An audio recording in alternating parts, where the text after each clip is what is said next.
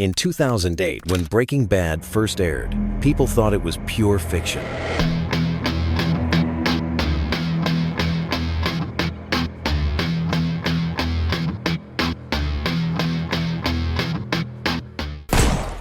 A high school chemistry teacher turning into a meth kingpin was too wild to be real, wasn't it? Who the hell are you? You know. You all know exactly who I am. Say my name. But the deeper you look, the more you realize Walter White's story wasn't born in a writer's room alone. It was stitched together from real criminals, real chemists, and real cartels that had already turned meth into one of the most destructive drugs on the planet, and the show just gave them new names.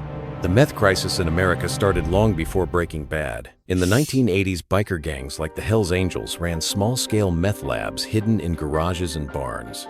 Their product wasn't pure, and the distribution was local. But by the 1990s, Mexican cartels saw a chance to take control. They had the manpower, the smuggling networks, and the chemistry know-how to make meth on an industrial scale. One of the most powerful was the Sinaloa cartel, led by Joaquin El Chapo Guzman. They pushed massive amounts of meth across the border into the U.S., changing the drug's profile from a niche biker substance to a nationwide epidemic. When Breaking Bad introduced Tuco Salamanca, a psychotic dealer with cartel connections, it was a reflection of real figures tied to Juarez and Sinaloa operations in New Mexico and Texas. Dealers like Tuco really existed violent, paranoid, unpredictable. In fact, DEA reports from the early 2000s described cartel enforcers in Albuquerque who were so brutal that local police wouldn't even touch their cases without federal backup. The violence wasn't an exaggeration. It was the norm. But the cartels weren't just moving drugs. They were innovating. In the mid-90s, U.S. authorities noticed meth with unprecedented purity flooding the market. While homegrown labs made a product that was 20 to 30% pure, cartel batches were reaching 90%. Some shipments were even tinted blue, not unlike the signature color that made Walter White famous in the show.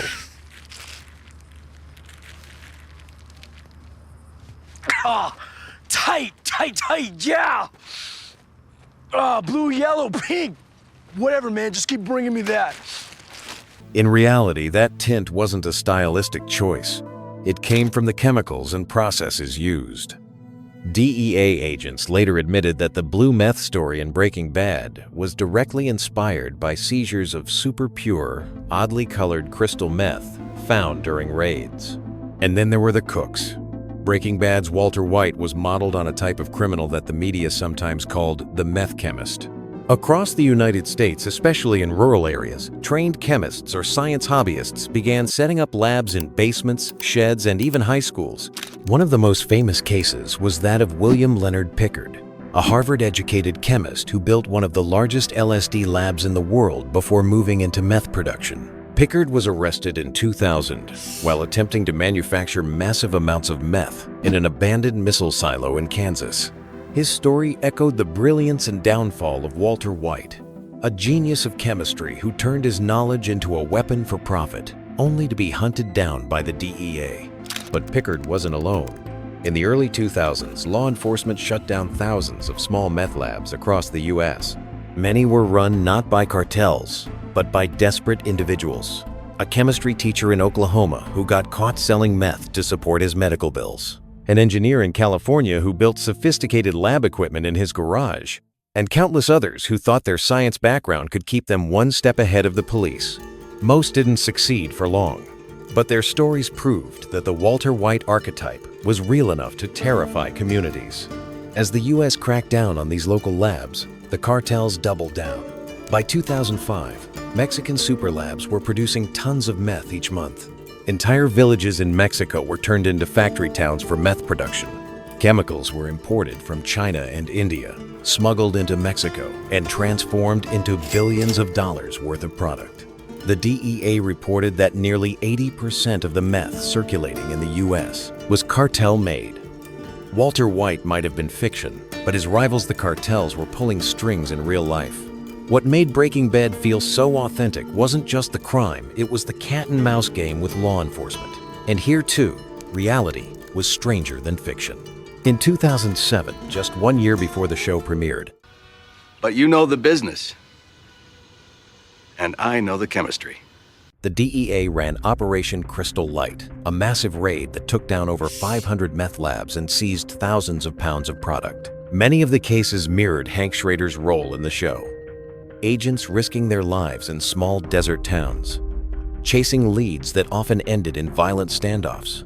Yet the real tragedy behind the meth empire wasn't in the labs or the cartels. It was in the streets. By 2006, meth was responsible for more drug treatment admissions in parts of the Midwest than any other substance. Families were destroyed. Children were neglected. Entire neighborhoods were hollowed out. In places like Missouri and Oklahoma, meth wasn't just a drug problem. It was a community crisis. And while Breaking Bad showed the human cost through characters like Jesse Pinkman, the real-life damage was far larger and far darker than any TV script could capture. So when people call Walter White one of the greatest villains in television, they're not wrong. But the true villains were already out there. The cartels who industrialized meth, the chemists who weaponized science, the dealers who spread poison for profit, and the global networks that still keep the trade alive today. Breaking Bad was a story. The meth crisis was history. And the line between them has always been thinner than anyone wants to admit.